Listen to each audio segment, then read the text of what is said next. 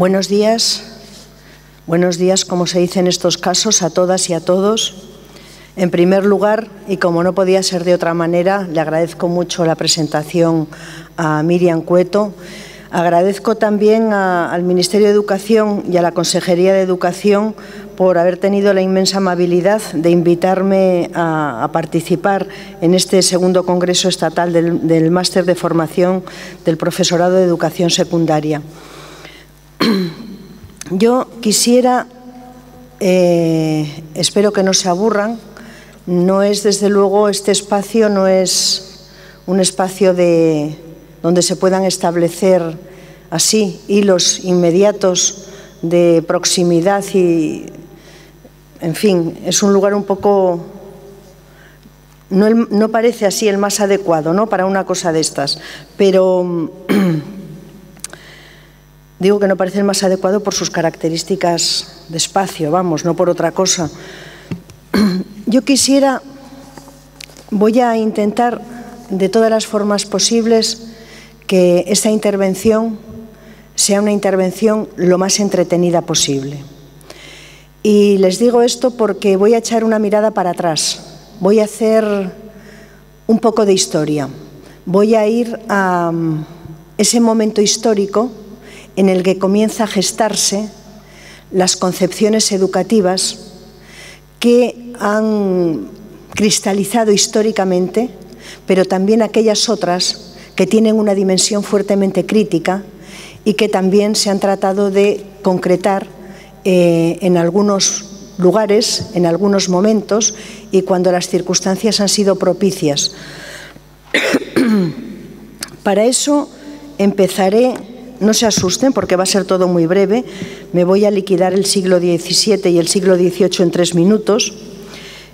Para eso voy a simplemente hacer algunas observaciones sobre el modelo pedagógico medieval. Antes de la Ilustración, que va a ser el momento clave en el que se va a conceptualizar la educación en un sentido bastante parecido al que se ha estudiado en las facultades y en algunos casos se ha concretado en la escuela, antes del siglo XVIII, en el siglo XVII, en el siglo XVI, existía una pedagogía que era específica para hombres y para mujeres.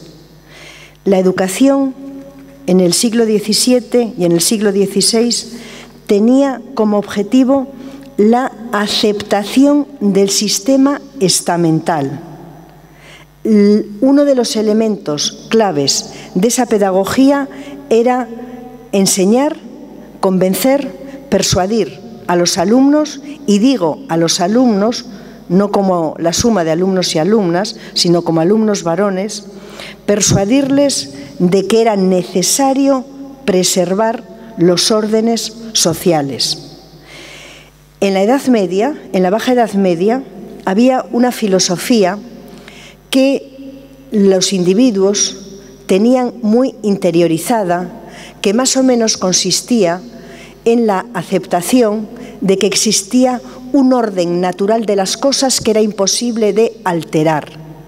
La marca de las instituciones y de los estamentos y de la estructura social, la idea fuerte es que tenían un origen divino. Y lo que tenía un origen divino no podía ser discutido en primera instancia y muchísimo menos podía ser transformado. Por supuesto que había una educación para chicos y una educación para chicas. Y por supuesto que esa educación, en el caso de las chicas, pues era bordado, era solamente para las clases aristocráticas, para la aristocracia, y era bordado, francés y cosas de este tipo. ¿Cuál es el telón de fondo? ¿Cuál es el telón de fondo del modelo pedagógico medieval? El telón de fondo, y voy a tener, por supuesto, como punto de vista o como núcleo, voy a tener qué educación se daba a las mujeres. Y para saber qué educación recibían las mujeres es necesario saber qué concepción ontológica había sobre las mujeres, qué pensaban sobre las mujeres. Miren ustedes, en el siglo XVII, en el siglo XVI y mucho antes, en la Edad Media, había 2 discursos sobre las mujeres. Un discurso era el discurso sobre la inferioridad de las mujeres. Es un discurso muy conocido. Los discursos de la inferioridad, como ustedes comprenderán, no se aplican solamente a las mujeres, pero sí muy especialmente. Cualquier grupo oprimido, cualquier grupo que está en una posición de déficit muy marcado de recursos, siempre es depositario de una teoría de la inferioridad. Bueno, pues esta teoría de la inferioridad de las mujeres lo que sostenía es que las mujeres tienen una naturaleza, una ontología que es inferior a la naturaleza o a la ontología masculina. Esa era la idea fuerte. Por lo tanto, quien tiene una naturaleza inferior desembocará naturalmente en la sociedad, en espacios secundarios y en espacios inferiores. Por lo tanto, quien es inferior difícilmente puede ser sujeto de una pedagogía. Junto a este discurso de la inferioridad, que por supuesto tengo que decirles que quien mejor lo articuló en la Edad Media fue la escolástica y de una manera muy particular la patrística, nada es una casualidad. Junto a este discurso aparece otro, que es el discurso sobre la superioridad, el discurso sobre la excelencia. El discurso sobre la excelencia hablaba de que las mujeres tenían un tipo de excelencia moral que no tenían los varones. Por supuesto que era un discurso falso, por decirlo de alguna manera. De lo que se trataba es de que las mujeres admitiesen, asumiesen la idea de que tenían una excelencia moral y que esa excelencia moral tenía que desembocar en la domesticidad. Por lo tanto, el discurso de la excelencia y el discurso de la inferioridad, en todo caso, en los dos casos, convocaban a las mujeres a asumir posiciones o a interiorizar posiciones de inferioridad social. Después, cuando se pone fin, cuando se descompone el sistema estamental medieval, se va a producir una ruptura teórica en el campo de la pedagogía, pero también se va a producir, por supuesto, una ruptura política, porque la Edad Media dará paso a la Ilustración, a ese momento histórico en el que se ponen las bases, o por lo menos algunas de las bases, porque la Ilustración es muy compleja, obviamente, se ponen las bases del mundo que, no sé si puedo decir del mundo que tenemos hoy, no sé si es demasiado, pero en fin, la Ilustración abre el camino a la modernidad. Tengo que decirles que antes del siglo XVIII no existían algunas de las instituciones que han articulado la vida moderna. Por ejemplo, y esto es muy importante para entender cuál es el papel histórico y social de la educación. Por ejemplo, en la Edad Media no existe el matrimonio por amor. Los matrimonios se edifican a partir de unos criterios que son distintos, a partir de criterios de necesidad y de interés. El amor no estará dentro del matrimonio hasta comienzos de la modernidad y será una exigencia de la burguesía que se pueda vivir el amor dentro del matrimonio. No existe, hasta entonces, no existe tampoco la noción de infancia tal y como la conocemos ahora. No existe la figura del niño y de la niña, existe la figura del hombre pequeño y de la mujer pequeña. No existe la idea de maternidad. La maternidad como un hecho biológico existe, pero no existe la exaltación de la maternidad, que después ha tenido un papel esencial a lo largo de toda la modernidad y que, por cierto, en este mismo momento está otra vez volviendo a ponerse en el centro del escenario social, esta exaltación de la maternidad. En la modernidad se piensa la educación de una manera completamente distinta como se pensaba en la Edad Media. En la Ilustración se sueña con un mundo nuevo. Es un momento histórico de cambio social. Y se sueña con un mundo nuevo que esté presidido por dos principios éticos y políticos, que son los principios de libertad y de igualdad.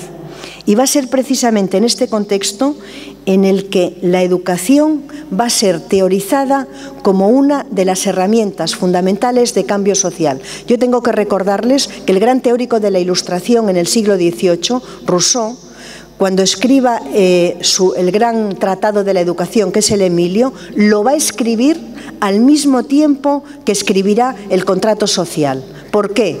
Porque se considerará que el contrato social es un libro que va a servir para inspirar cambios políticos, mientras que cambios, por lo tanto, colectivos.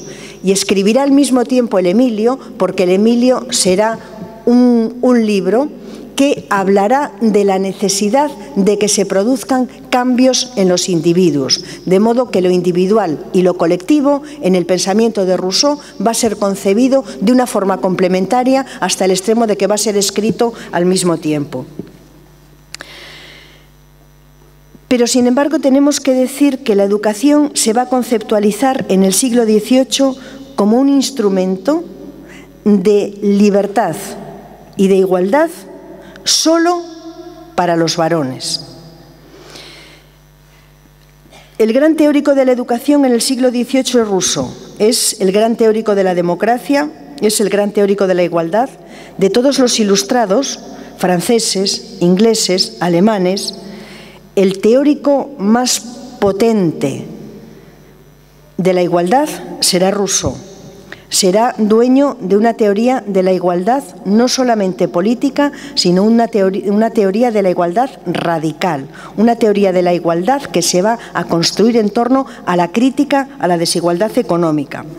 Escribirá este libro, que se han estudiado en todas las facultades de pedagogía, de ciencias de la educación, que es el Emilio. ¿Qué es lo que dice este autor en el Emilio? En el Emilio, bueno, el Emilio es un libro de lo más raro. Y me van a permitir que lo diga de lo más raro de una forma retórica. Es un libro donde es un tratado de educación, donde todo el tratado se va a articular en torno a cómo se debe hacer una buena educación.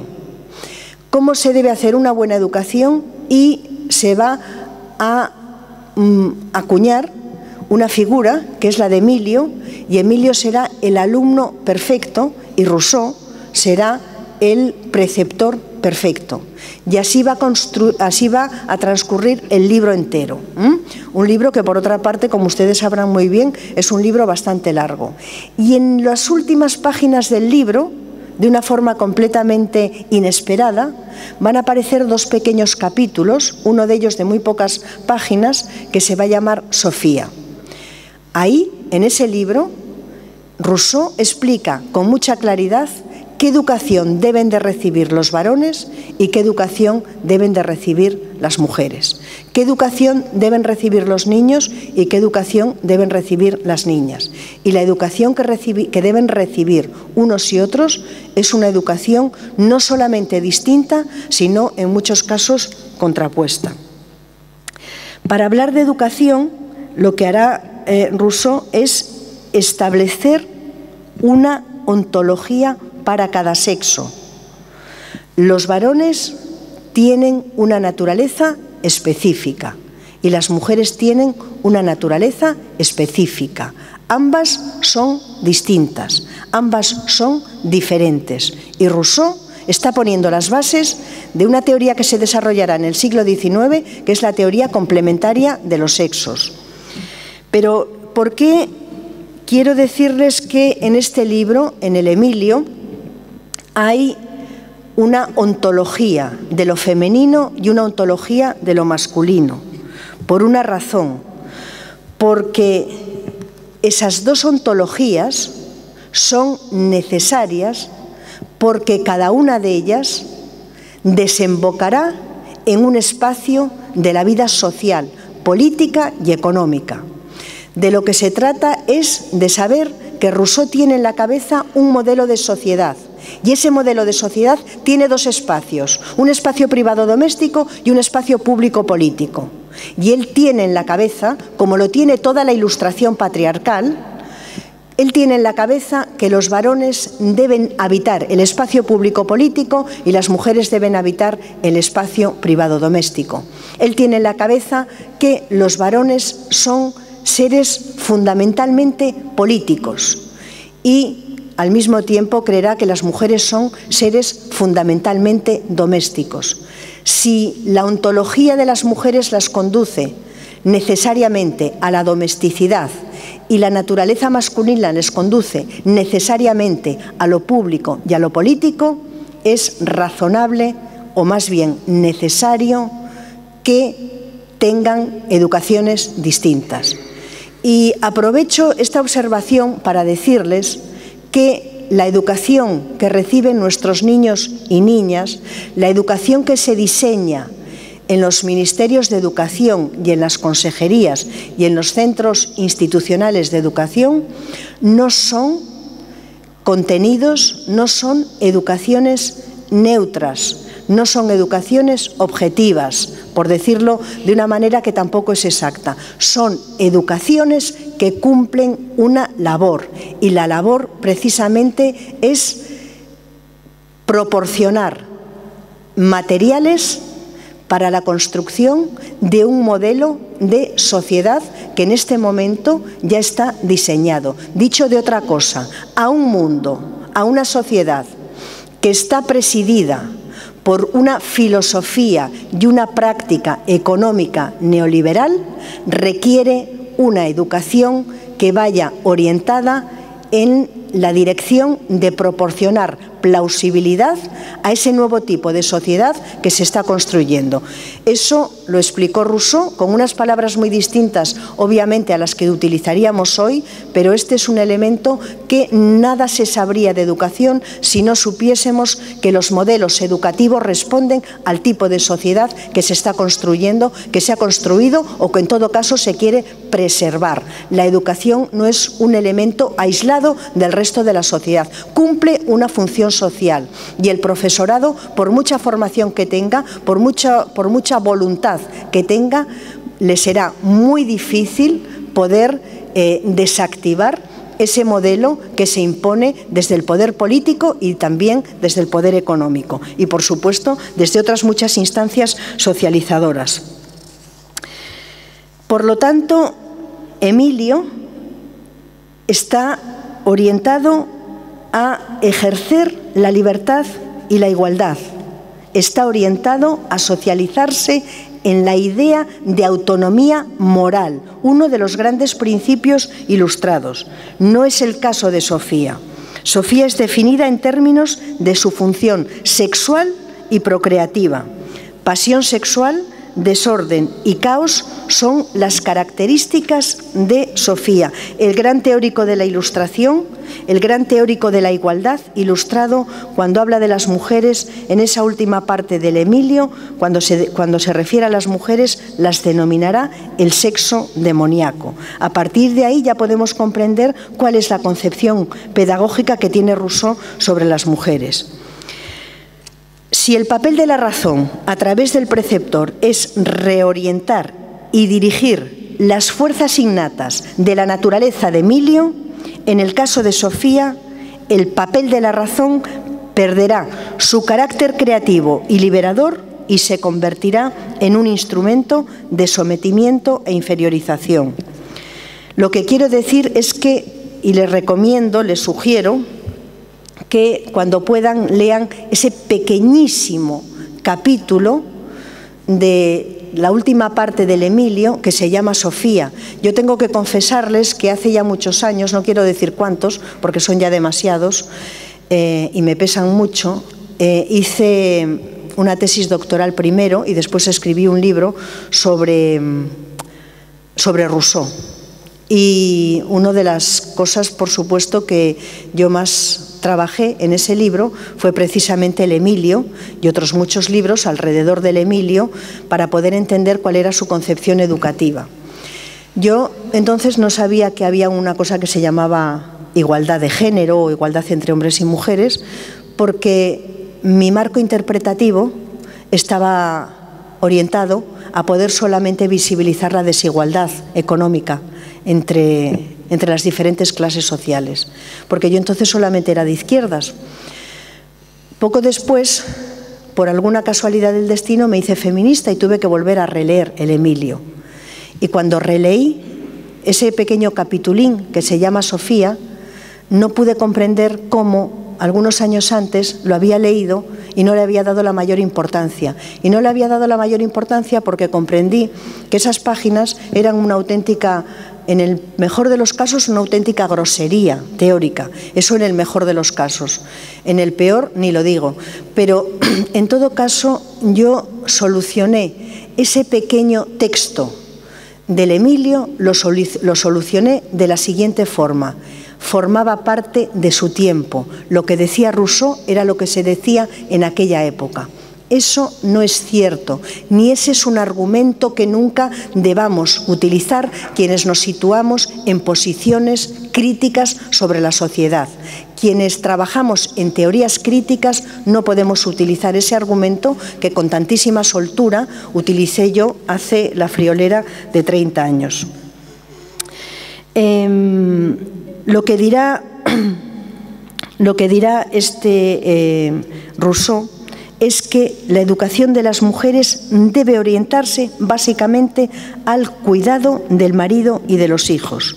Dos elementos caracterizan la naturaleza femenina y a ellos debe subordinarse la educación de Sofía: la maternidad, que es el destino de la mujer, y la sujeción al marido. Quiero decirles que la maternidad, antes del siglo XVIII, no tenía nada que ver con lo que ha sido la maternidad a lo largo de la modernidad.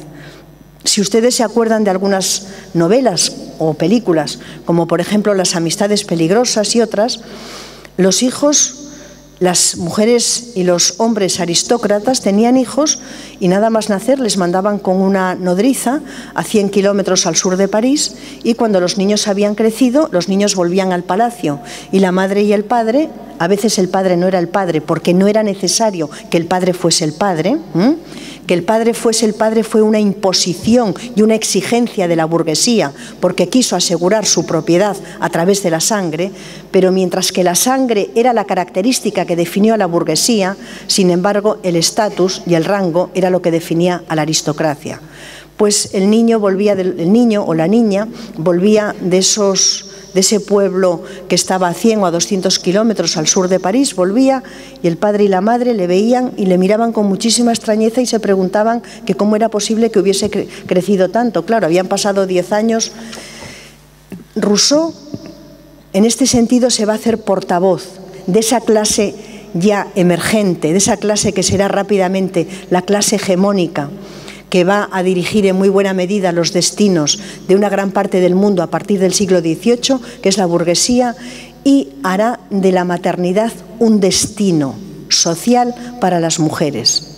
Y no solamente la maternidad, sino el amamantamiento y toda esta mistificación que ha existido en estos últimos siglos a través de la maternidad. Como decían en un congreso, por unos motivos completamente distintos, que se hizo en París al cumplir el bicentenario del nacimiento de Rousseau, el título del congreso es «La culpa fue de Rousseau». La verdad es que este congreso lo que querían era responsabilizar a Rousseau del gulag soviético. Yo creo que era demasiado eso, pero lo que sí podemos decir es que la culpa fue de Rousseau en todo lo que tiene que ver con la conceptualización fuertemente patriarcal y misógina sobre las mujeres, y muy particularmente en esta mistificación de la maternidad que yo diría que quizá Gallardón la ha leído y Aznar, y por eso dicen que una mujer es mujer.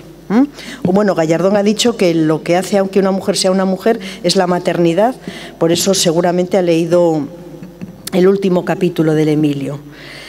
Rousseau extiende la diferencia sexual al conocimiento, a la moral y a la política. El varón tiene asignadas la abstracción y la especulación, y las mujeres todo lo que tiene que ver con lo pragmático, con lo práctico. La característica que define al varón rousseauiano es la humanidad, y la característica que define a las mujeres es la sexualidad. Y la sexualidad tiene muchas connotaciones. La sexualidad es descontrol, la sexualidad es falta de autodominio, La sexualidad es una fuerza incontrolable que quienes la tienen, que quienes son definidos a partir de esa categoría, se les hace muy difícil la participación en lo público y en lo político, porque nadie puede gestionar lo público cuando es dominado por fuerzas ocultas que es imposible de controlar. De modo que ya encontramos uno de los argumentos que harán que las mujeres no pueden estar ni en lo público ni en lo político. La educación de Sofía debe girar en torno a la castidad y la modestia, a la domesticidad y a la sujeción al varón. Aquí lo que tenemos es una fortísima, clara y explícita ilustración patriarcal. Porque a estas alturas podemos decir que hubo una ilustración patriarcal y una ilustración feminista, de la misma forma que hubo una ilustración liberal y una ilustración radical. Las ilustraciones que han triunfado históricamente son la ilustración liberal y la ilustración patriarcal. La ilustración liberal ha sido matizada en algunos casos, humanizada en otros, por el socialismo, por el movimiento obrero, por el sindicalismo. La ilustración patriarcal ha sido civilizada en la medida de lo posible por el feminismo, por la teoría política feminista y también por el movimiento social feminista.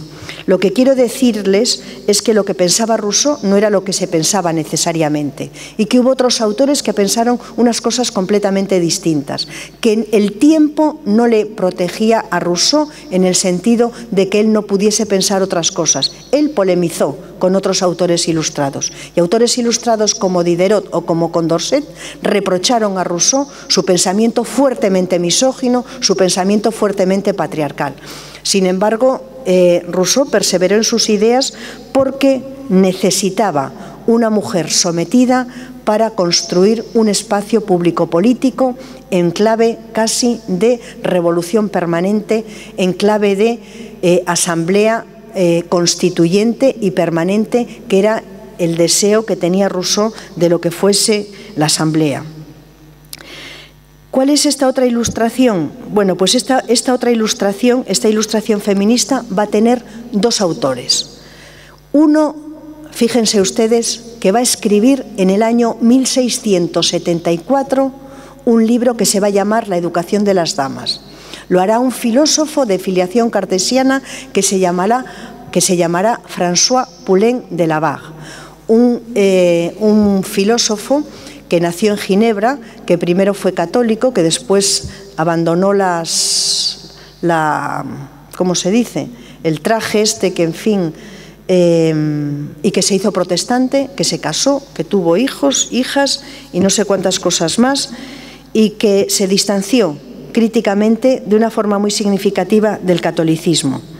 Este autor va en el año 1674. Y digo 1674 porque Rousseau nace en el 1712 y muere en el 1778, 11 años antes de que estalle la Revolución Francesa.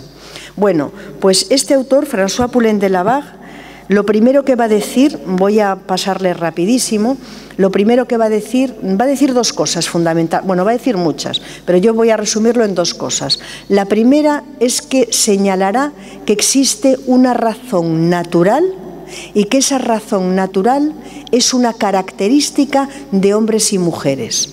Él tomará el famoso concepto del bon sens cartesiano y lo va a llevar no solamente al terreno de la epistemología, sino también al terreno de la acción práctico-política. Al decir que hombres y mujeres somos poseedores de una razón común, de una razón de mínimos, de una razón natural, está poniendo las bases para que hombres y mujeres podamos ser conceptualizados como seres iguales. Eso en primer lugar. Y en segundo lugar, él se va antes, en el año 1674, va a escribir este libro que se llama La educación de las damas. Pero un año antes, en el año 1673, va a escribir un libro que se va a llamar La igualdad entre los sexos. Y él lo que va a señalar es que hombres y mujeres en las sociedades tienen posiciones no diferentes, sino desiguales. Él explicará que en la sociedad los varones tienen privilegios y las mujeres tienen un déficit de privilegios. Y su argumentación fuerte será que esto no se debe a que la naturaleza femenina sea una naturaleza inferior y a que la naturaleza masculina sea una naturaleza superior. Él lo que explicará es que la sociedad está construida necesariamente para que las mujeres ocupen una posición secundaria y los varones ocupen una posición principal, una posición de prioridad.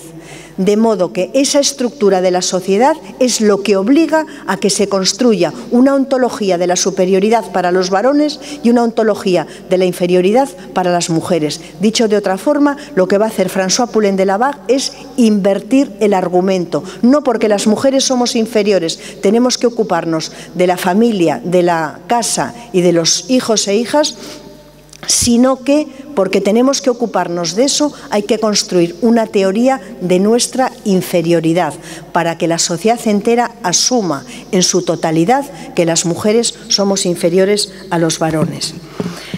En lo que tiene que ver con la educación, este autor va a romper con la pedagogía tradicional medieval y va a exigir igualdad entre niños y niñas, entre hombres y mujeres, pero también va a exigir igualdad entre los órdenes estamentales. No solamente Rousseau, sino François Poulenc de Lavague, casi un siglo antes, va a criticar la estructura social medieval y va a proponer un tipo de estructura que esté basada en un contrato social que garantice la igualdad y la libertad de todos los individuos.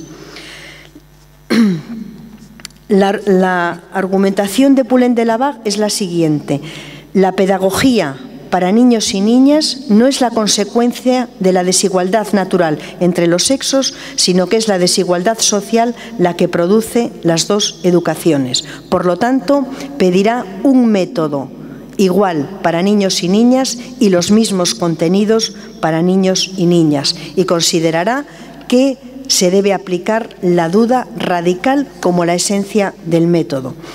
Pero un poco después de que se hubiese muerto Rousseau, que se murió en el año 1778, en el año 1792 una ilustrada británica, Mary Wollstonecraft, va a escribir un libro que se va a considerar en realidad el acta fundacional del feminismo, o mejor, el acta fundacional de la teoría feminista.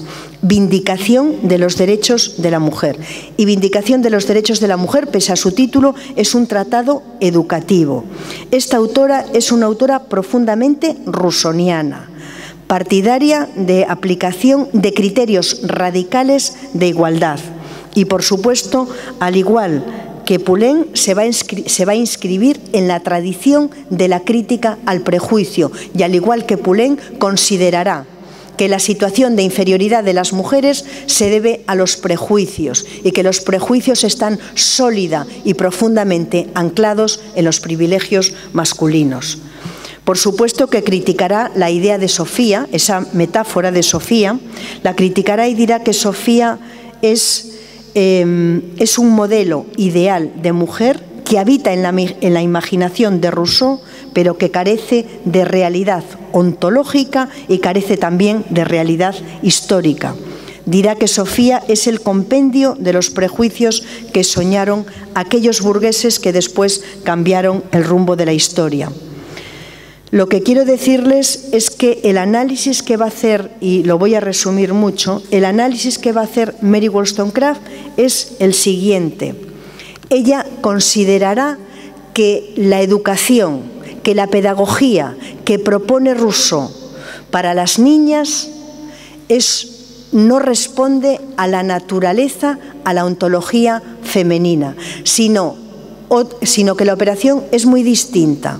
Ella dirá, se educa a las niñas en las muñecas, en los juguetes, en que reproduzcan el rol de sus madres, y una vez que se les ha socializado de esa manera, se decretará que esa es su verdadera naturaleza. Lo que quiero decirles, lo que quiero es sugerirles que lean Vindicación de los Derechos de la Mujer. En Vindicación de los Derechos de la Mujer hay unos análisis de una grandísima inteligencia y de una grandísima agudeza sobre lo que es la socialización de género. Mary Wollstonecraft lo que hará será visibilizar, identificar todos esos mandatos socializadores que colocan a las mujeres en una posición de inferioridad. No me quiero detener más, si va a haber algo de debate, no me quiero detener mucho más en Mary Wollstonecraft, aunque la verdad es que me gusta muchísimo y me resisto, pero Mary Wollstonecraft va a desenmascarar el pensamiento educativo de Rousseau y le va a acusar de transitar de una forma muy equívoca entre el ser y el deber ser. Cuando Rousseau diga, le dirá a Mary Wollstonecraft, cuando Rousseau diga que las mujeres son de esta manera, Mary Wollstonecraft le dirá que lo que está diciendo no es que las mujeres son así, sino que las mujeres deben ser de esa manera. Por lo tanto, Rousseau no habla tanto de la ontología femenina como habla de cómo deben ser las mujeres, pero cuando él nos explica cómo deben de ser las mujeres, nos lo explica de tal manera que dice que son así. Por lo tanto, tienen ustedes la existencia de dos ilustraciones en general y de dos ilustraciones en lo que tiene que ver con la educación. Hay una ilustración patriarcal y hay una ilustración feminista. El fundador verdadero del patriarcado moderno, quizá en lo que tiene que ver con la educación, es Rousseau. Y dentro de la ilustración feminista, la figura de Mary Wollstonecraft quizá es la figura clave. Una mujer que a lo largo de toda su breve vida, vivió solamente 37 años, un asturiano, Gonzalo Suárez, hizo una película en la que sale la hija de Mary Wollstonecraft, que se llama Remando al viento, que yo no sé si ustedes la han visto. En Remando al viento sale la famosa poeta Mary Shelley. Mary Shelley es la hija de Mary Wollstonecraft y ella misma dirá, cuando escribe Frankenstein, que no podría haber escrito ese libro sin haber tenido la madre que tuvo y sin haber tenido la influencia que su madre, después de muerta, ejerció sobre ella, porque su madre, Mary Wollstonecraft, murió cuando ella nació. A la semana, por cierto. Bueno, ¿qué ocurre tras la Revolución Francesa? Tras la Revolución Francesa se restablece el poder absoluto y aparece lo que Celia Amorós y Amelia Valcárcel llamarán la misoginia romántica. Va a ser un momento de fuerte reacción patriarcal y, en este sentido, Amelia Valcárcel explica cómo desde la misoginia romántica se llega a afirmar que hay más proximidad entre una mujer y una hembra primate que entre una mujer y un hombre. Hasta tal extremo se naturaliza a las mujeres en la misoginia romántica. Bueno, la pregunta, voy a dar un salto para terminar. La pregunta es la siguiente: ¿cómo puede la educación convertirse en un instrumento de emancipación? La educación históricamente ha tenido dos desarrollos. La educación puede ser una herramienta de reproducción social o puede ser una herramienta de emancipación social. Quienes nos situamos en posiciones críticas, quienes nos inscribimos en teorías clásicas de la sociedad, creemos que la educación tiene que ser una herramienta de cambio social. ¿Cómo puede serlo? Puede serlo, sobre todo, identificando las fuentes de la desigualdad, haciendo visibles los mecanismos, los dispositivos y las prácticas que en este caso subordinan a las mujeres. Por supuesto, una educación emancipadora, una educación concebida como una herramienta de cambio social, no tiene que ocuparse solamente de la subordinación de las mujeres. Hay otros grupos sociales, hay colectivos que están en una posición de déficit de derechos y de déficit de recursos significativo. Por supuesto que la educación tiene una educación emancipadora, una educación liberadora, tiene que estar orientada en esa dirección. ¿Cómo se puede convertir la educación en un instrumento de emancipación? Identificando lo que desde la teoría feminista se ha conceptualizado como el currículum oculto de género. Lo que quiero decirles es que el alumnado está recibiendo paquetes de valores invisibles junto a los contenidos.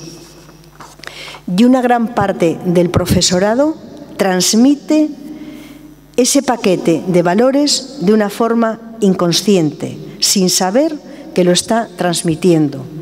El currículum oculto de género fue acuñado por la teoría feminista para identificar las jerárquicas y asimétricas socializaciones de género.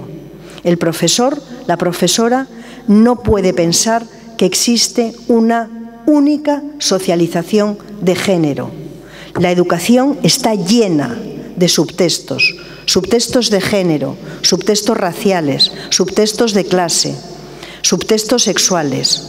Todos esos subtextos no se hacen explícitos, pero sin embargo se transmiten de una forma inconsciente, invisiblemente, y el alumno, la alumna lo recibe y poco a poco ese currículum oculto va colocando a cada niño y a cada niña en su sitio, y después poder desactivar esos currículos ocultos es una tarea complicada, aunque yo siempre opino que hay vida después de la muerte, que yo me eduqué y como yo tantas nos educamos con unos currículos ocultos de género y de clase y de muchísimas cosas muy fuertes, y sin embargo después nos hicimos críticas. Lo que quiero explicarles, y voy a terminar ya, es que hay dos socializaciones que están marcadas precisamente por este currículum oculto de género y que podemos verlas a través de los juguetes, de la televisión, de la decoración, de la ropa, de la ocupación del espacio. Miren ustedes sus patios de los colegios y miren ustedes quién ocupa el centro del patio y miren ustedes quiénes ocupan los márgenes del patio. Los modelos del padre y de la madre, los modelos del profesor y de la profesora. Miren ustedes los staff de los institutos, quienes los dirigen, si los dirigen hombres o los dirigen mujeres, y después establezcan ustedes la relación de que los niños y las niñas, los chicos y las chicas, vean ustedes a quién asocian el poder, si a lo masculino o a lo femenino. Y parece ser que hay cierta relación entre la capacidad de convertirse un individuo, en sujeto político, y el uso y la distribución del poder. Lo que quiero decirles es que la escuela debe apropiarse de esa mirada feminista sobre la realidad social que consiste en dejar de ver como natural las prácticas y los comportamientos sexistas. Hay que intervenir en el aula, y hay que intervenir en el aula haciendo visible, sacando a la luz la desigualdad, las distintas formas de violencia de género, que no hay una.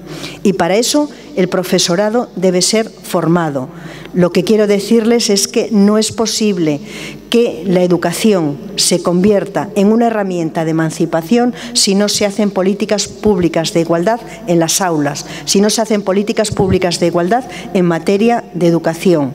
Y ahora ya les prometo que acabo de verdad haciéndome una pregunta, y es ¿cómo hemos llegado hasta aquí?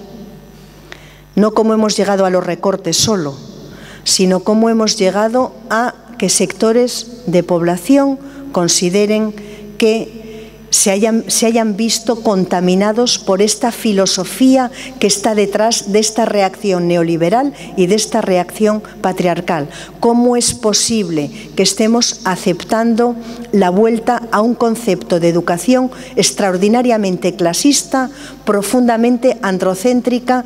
Y así podríamos seguir formulándonos muchas preguntas. ¿Cómo es posible? Por supuesto, no hay una sola respuesta, hay muchas. Pero yo quiero hacer solamente una observación. Esto es posible porque en estas 3 últimas décadas se ha naturalizado la desigualdad hasta unos extremos completamente insólitos.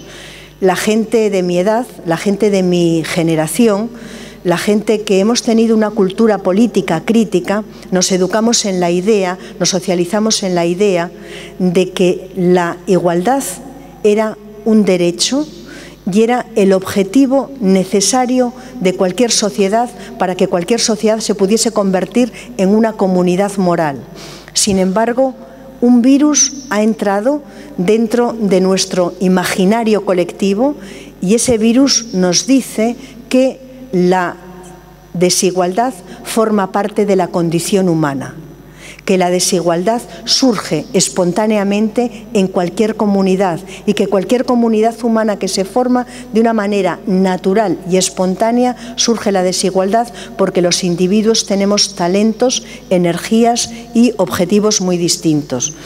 Restablecer otra vez la idea de que la igualdad es un principio que civiliza a la sociedad, que no hay posibilidad de construir sociedades en clave moral sin la igualdad, es un reto que tiene no solamente la escuela, sino que también lo tiene la sociedad. El entramado educativo está siendo reorganizado. La ley Wert, no sé cómo se pronuncia, está dirigida en esta dirección. El entramado educativo está siendo reorganizado para naturalizar la desigualdad de género y el pensamiento y la filosofía que está detrás del neoliberalismo. Sin embargo, yo no quiero acabar de una forma pesimista, porque no es bueno y porque lo que necesitamos es optimismo, y quiero acabar con una frase, y es que la historia no está escrita. La historia lo escriben los pueblos, la historia lo escriben los colectivos oprimidos, la historia lo escriben quienes quieren cambiarla. Muchísimas gracias.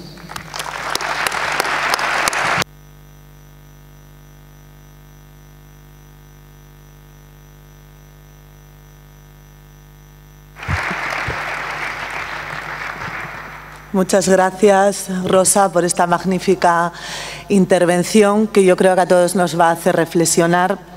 Yo también quiero engancharme al mensaje positivo, porque yo creo que en un día como hoy es el mensaje que tenemos que transmitir. La educación creo que sigue siendo el instrumento más importante para seguir avanzando. Probablemente aquellas primeras mujeres que llegaron a la universidad a finales del siglo XIX no contarían que con un país como el nuestro, a partir de la mitad de los años 80, hayamos logrado ser mayoría en las aulas universitarias. Pero también es cierto que el camino que queda por recorrer tal vez es el camino más difícil, porque ahora las barreras son más invisibles, ya no se palpan tanto, y es verdad que el modelo social pesa, pero yo creo que los grandes profesionales de la educación sí van a ser capaces de seguir avanzando y formando primero profesores y luego personas para nuestra sociedad que realmente dejen de tener interiorizada una serie de cosas, como el sesgo a la hora de elegir los estudios. El lunes próximo tenemos en la Escuela Politécnica de Gijón un Days Girl, porque necesitamos que en los estudios técnicos sigan avanzando las mujeres, porque hay solamente un 27% de mujeres todavía en carreras técnicas. Tenemos que seguir avanzando, convenciéndonos para no sentirnos culpables por no ser unas madres al uso. Tenemos que enseñar a los chicos que realmente la corresponsabilidad de la intendencia doméstica es algo de dos, no de uno, que realmente no nacen con derecho a tener una cuidadora perpetua, primero de su día a día y luego una cuidadora de sus hijos, porque eso evidentemente les coloca con más tiempo para competir con ventaja en el mundo laboral, porque en este país todavía, como decía Soledad Murillo el otro día, el sábado en Gijón, se sigue prefiriendo contratar dedicación horaria frente a talento. Por eso queda mucho por recorrer, pero la educación, desde los centros educativos es donde tenemos que hacer la labor poco a poco y seguir avanzando, desde luego no retroceder ni un solo paso. Y yo creo que ahora vamos a abrir debate, por tanto, cualquier persona que quiera intervenir, Rosa queda a su disposición.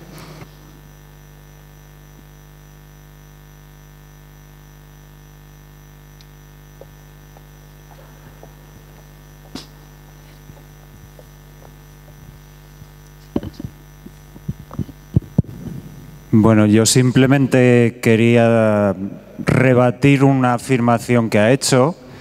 Soy consciente de que sigue habiendo desigualdad, pero por ejemplo en el caso concreto de nuestra profesión, yo llevo unos cuantos años y 5 institutos, aunque no he rodado mucho, pero 5 institutos, y solamente en uno de ellos he estado todo mi tiempo allí bajo el mandato de un hombre. En todos los demás han sido mujeres, o la mayor parte de los cursos que he estado allí lo han dirigido mujeres.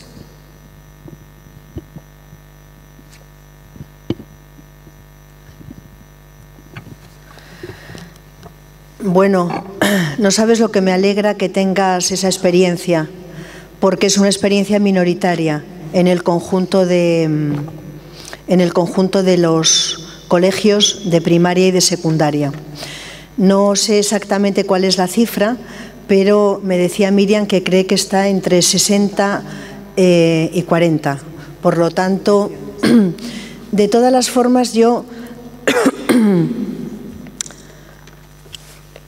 sí que diría que tenemos que aplicar un marco interpretativo que sea amplio. Y tenemos que aplicar un marco interpretativo que sea amplio porque lo único que tenemos que hacer en realidad es ver los indicadores. Y los indicadores de lo que hablan es de una desigualdad excesiva entre hombres y mujeres. Desde la sociología sabemos que no podemos utilizar el entorno en el que vivimos para enjuiciar el mundo. Si yo tuviese que utilizar el entorno en el que vivo para evaluar cómo son las cosas, haría un análisis muy distinto, porque yo vivo en parte en un mundo que lo he construido. Me he metido en un mundo que es el que se encuentra más próximo a mí. Pero el mundo es lo que está después también de nuestro entorno. Y lo que está después de nuestro entorno es que de cada 10 pobres que hay en el mundo, 7 son mujeres. Lo que hay en nuestro entorno es que los varones en España ganan un 30% más que las mujeres haciendo los mismos trabajos.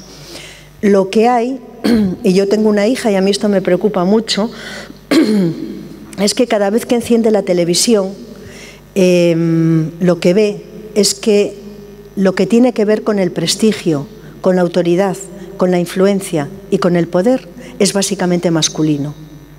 Cuando se reúnen las grandes instituciones políticas, europeas, mundiales, las instituciones del capitalismo internacional, cuando se reúnen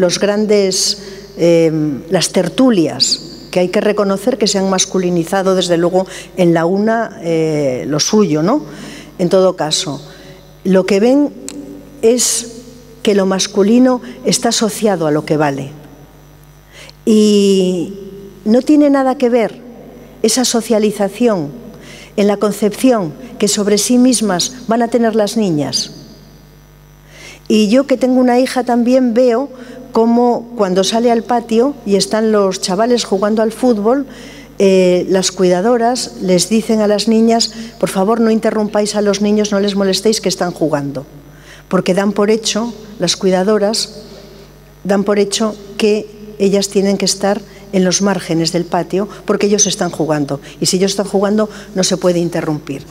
Es decir, lo que me gustaría explicar es que la sociedad entera está construida de tal forma, y mucho más en términos de educación, que, como decía la antropóloga vasca Teresa del Valle, los niños, los hombres, son socializados para el poder, y las niñas, las mujeres, somos socializadas para el no poder. Eso tiene muchísimos efectos, y eso, como dice un sociólogo, que por cierto no era un sociólogo crítico, en el siglo XIX, Durkheim, lo que decía es que los sistemas sociales se construyen realmente para proteger los elementos que son esenciales en la reproducción de una sociedad. Y creo que hay 2 o 3 elementos que son esenciales en la reproducción de la sociedad en la que vivimos. Uno de ellos es el mercado y otro es la desigualdad entre hombres y mujeres. Si se acabase con la desigualdad entre hombres y mujeres, esta sociedad sería completamente distinta, no la podría reconocer nadie. Y si pudiésemos desactivar el mercado, esta sociedad sería completamente distinta. Entonces yo creo que es necesario que los hombres y las mujeres que trabajamos en la educación, en primaria, en secundaria, en universidad, tengamos un compromiso con la igualdad, porque la igualdad civiliza, la igualdad ensancha la democracia y la igualdad aporta criterios de moralidad a cualquier comunidad. Bueno, enhorabuena, Rosa, por tu intervención. Me ha parecido muy interesante, he aprendido muchísimo con ella. Soy Cecilia Ruiz, de la Universidad de Murcia. Pero sí que quería comentar que a mí me parece que hay, bajo el discurso feminista, no solo el tuyo, sino en general, una androginia que yo creo que va en contra de nosotras mismas. Yo creo que en muchas ocasiones somos nosotras las que estamos yendo en contra de nosotras mismas, evidentemente por una influencia social, pero yo creo que en la sociedad en la que yo vivo, por lo menos, las mejores estudiantes desde hace muchos años son las mujeres. De hecho, ha habido movimientos hasta de padres contra la coeducación porque no querían que sus hijos varones se vieran afectados por ese complejo de inferioridad que les podía dar el que las mujeres fueran siempre superiores y que siempre las mejores estudiantes en todos los niveles educativos fueran las mujeres. Mi hija, yo tengo una hija y un hijo, mi hija cuando enciende la televisión también ve que los microcréditos en África se les dan a las mujeres, no a los hombres. También sabe que hay países en el que prefieren contratar como abogadas y en puestos directivos a mujeres porque son más agresivas, modelo que no comparto, pero es así. Luego, yo creo que debemos del discurso eliminar un poco, quizá tendríamos que hacer el negativismo y hacer un discurso más en positivo, un discurso más en todo lo que estamos consiguiendo las mujeres y lo que vamos a conseguir, no tanto en que no nos están dejando llegar o que nos ayuden a llegar, porque realmente yo personalmente, y me considero feminista, estoy muy en contra de la política de cuotas. Creo que no necesitamos que nos regalen un puesto. Cualquiera de nosotras vale exactamente igual que uno de nuestros compañeros. Y lo demostramos en otros entornos. Entonces, no sé, me gustaría cambiar el tipo de discurso y hacer un discurso más positivista. Gracias. Bueno, es varias cosas.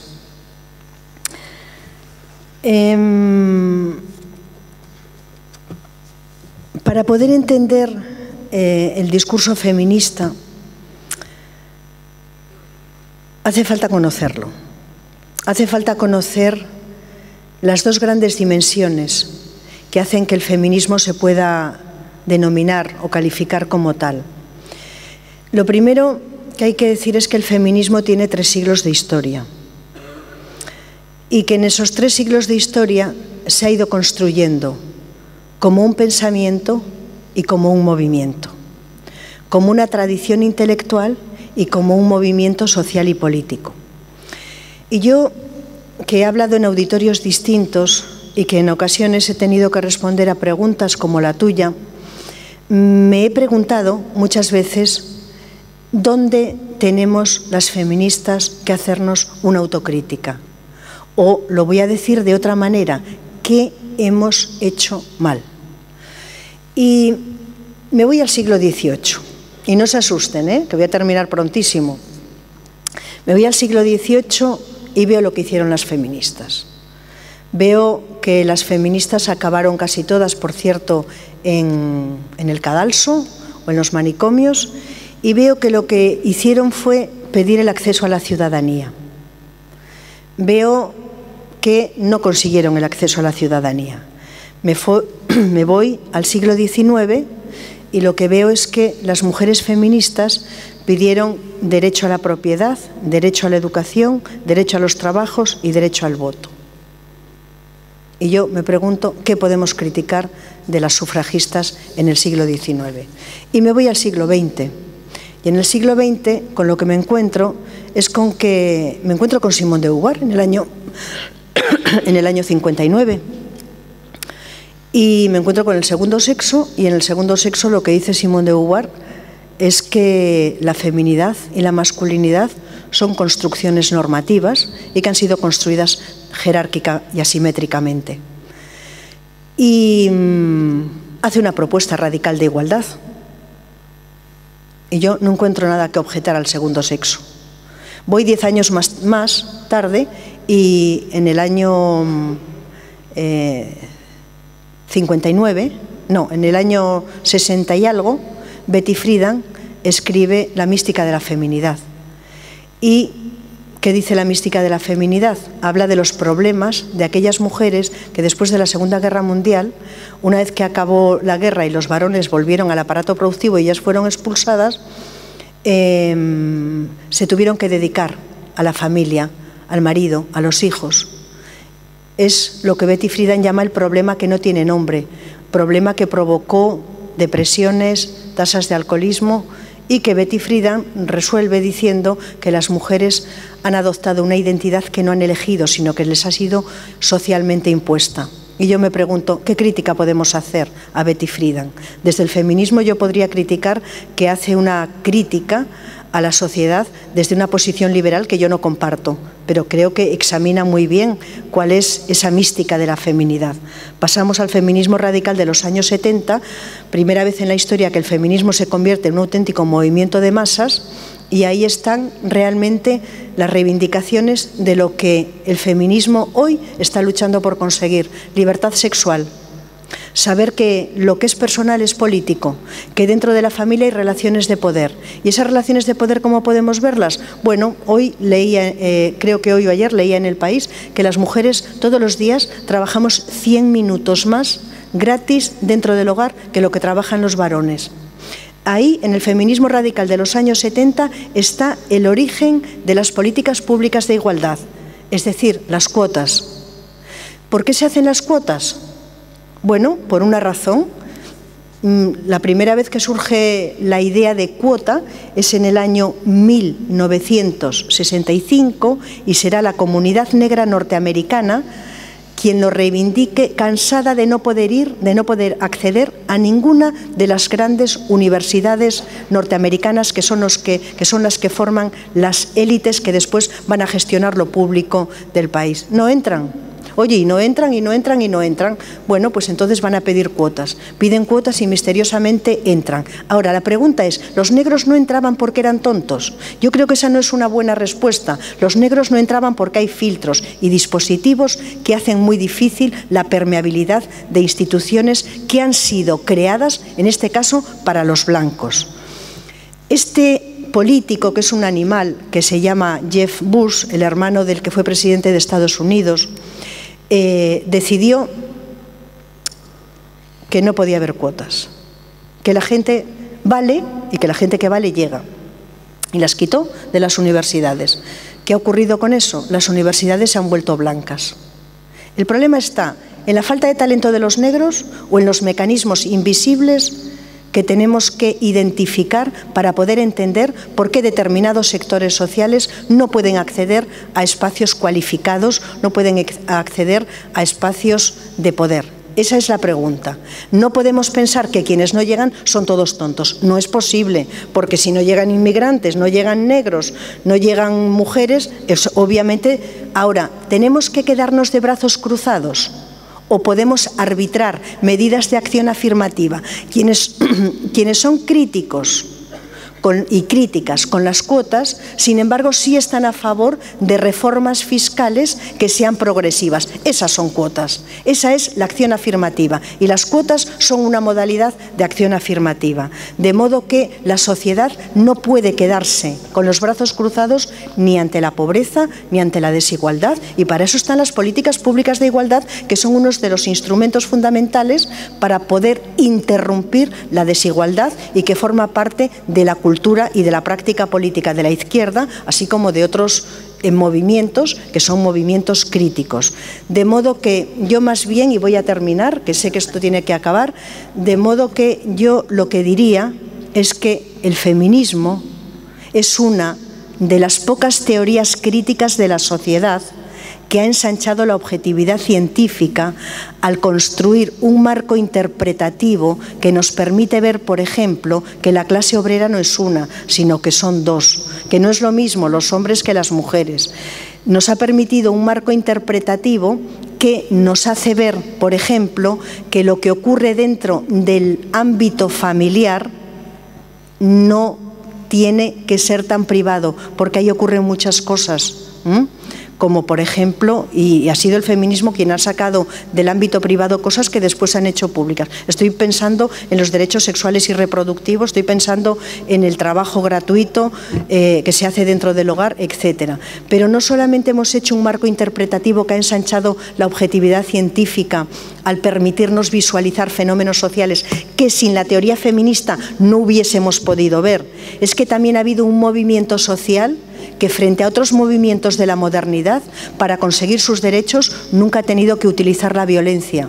De modo que el feminismo quizá es el movimiento social de la modernidad que menos autocrítica tiene que hacerse, porque nunca utilizó ni la violencia, lo único que ha utilizado ha sido la palabra. Como decía Blas de Otero, la palabra ha sido la herramienta fundamental de las feministas. No solo la palabra, también la presión política, pero ha sido una presión política exenta completamente de violencia. De modo que yo más bien lo que considero es que la sociedad tiene una gran deuda con el feminismo y muy particularmente con las mujeres. Sin feminismo nosotras hoy no estaríamos aquí. 70 años tuvimos que emplear para conseguir el voto. De modo que yo más bien creo que el análisis tuyo quizá habría que traspasarlo a otro sitio, y es como el feminismo, como todas las teorías críticas de la sociedad, están orientadas a privar de legitimidad a los privilegios de determinados colectivos, y esos colectivos segregan una ideología de deslegitimación del feminismo, pero también de otros grupos oprimidos. Bueno, muchas gracias.